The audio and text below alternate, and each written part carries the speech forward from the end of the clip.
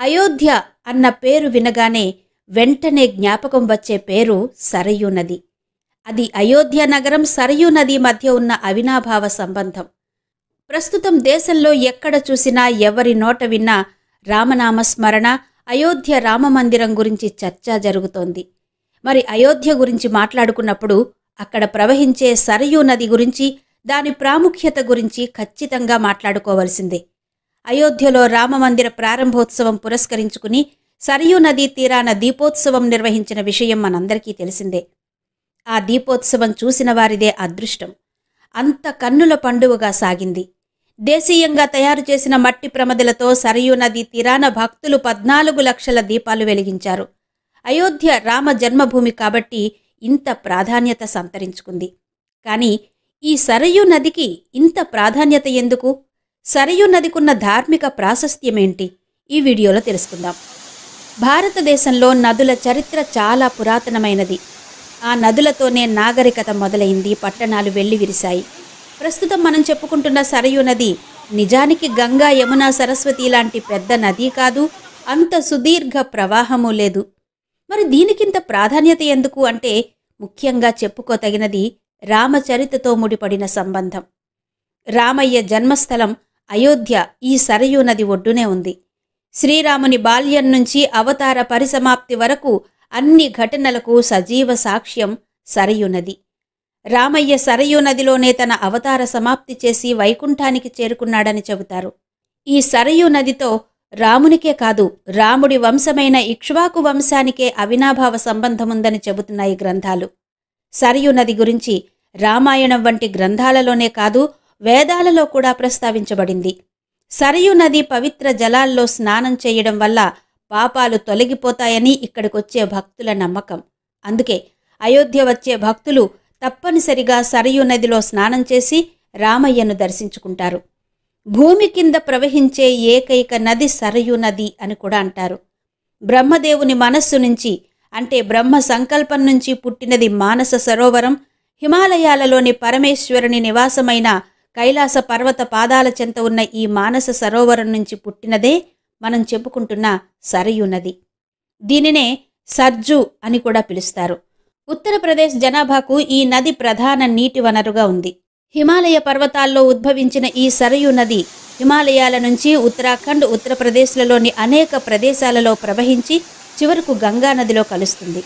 సుమారు 350 కిలోమీటర్లు ప్రవహిస్తుంది సరయూ నది. రామాయణ, మహాభారతం వంటి ఇతిహాసాలలోనూ, స్కాంద పురాణం వంటి పురాణాలలోనూ, వేదాలలోనూ కూడా సరయూ నది ప్రస్తావన ఉన్నట్టు చెప్తారు పండితులు. మానస సరోవరం వద్ద సరయూ నదిలో యక్షుల భార్యలు స్నానాలు చేస్తూ ఉంటారట. మన భౌగోళిక శాస్త్రజ్ఞుల ప్రకారం సరయూ నది కుమౌ లేదా కుమయూన్ పర్వతాల్లో పుట్టిందని చెబుతారు. సరయూ నది అయోధ్యకు ఉత్తరాన ప్రవహిస్తుంది. ఒక్క సరయూ నదిలో స్నానమాచరిస్తే అన్ని పుణ్యక్షేత్రాలను దర్శించిన పుణ్యం లభిస్తుందని భక్తుల నమ్మకం. సరయూ నదిలో ఒక్కసారి మునిగినా బ్రహ్మహత్యతో సమానమైన పాపాలు కూడా అంతరిస్తాయని, సరయూ తీరంలో అన్నదానం, హోమం, జపం వల్ల విశేషమైన ఫలితముంటుందని కూడా స్కాంద పురాణం ప్రస్తావించినట్టు పెద్దల మాట. సరయూ నదికి సంబంధించి ఒక పురాణ కథనాన్ని చెప్తారు. సరయూ నది మూలం విష్ణువు కన్నుల నుండి ఉద్భవించిందని చెబుతారు. పూర్వకాలంలో శంఖాసురుడు అనే రాక్షసుడు వేదాలను దొంగిలించి సముద్రంలో దాక్కున్నాడు. దీని తర్వాత విష్ణువు మత్స్యావతారంలో వచ్చి రాక్షసుడిని సంహరించాడు. అప్పుడు విష్ణువు వేదాలను బ్రహ్మకు అప్పగించి తన నిజ రూపాన్ని ధరించాడు. ఆ సమయంలోనే విష్ణువు కంటి నుంచి ఆనంద భాష్పాలు వచ్చాయట. బ్రహ్మ ఆ ప్రేమ భాష్పాలను తన మనస్సు నుంచి ఉద్భవించిన మానస సరోవరంలో ఉంచి భద్రపరిచాడు. ఈ నీటిని మానస సరోవరం నుండి మహాబలవంతుడైన వైవస్వత మహారాజు బాణంతో బయటకు తీశాడని ఓ కథనం. అలా వచ్చిన ఆ నీటి ప్రవాహాన్ని సరయూ నది అని పిలిచేవారు. మహాభారతంలోని సభాపర్వంలోనూ, భీష్మ పర్వంలోనూ కూడా సరయూ నది ప్రస్తావన ఉంది.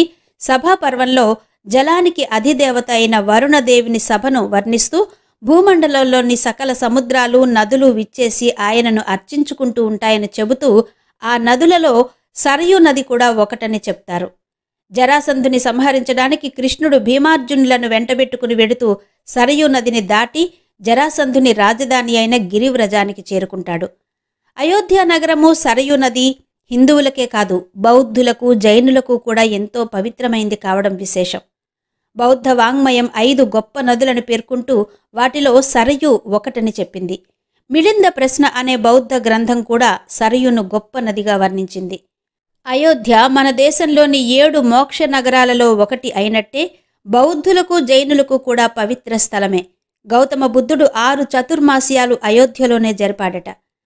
ఇంత ప్రాశస్త్యం కలిగిన సరయూ నది ఇప్పుడు కొత్తగా నిర్మిస్తున్న అయోధ్య రామాలయం కారణంగా మరింత ప్రాభవాన్ని పొందబోతోంది.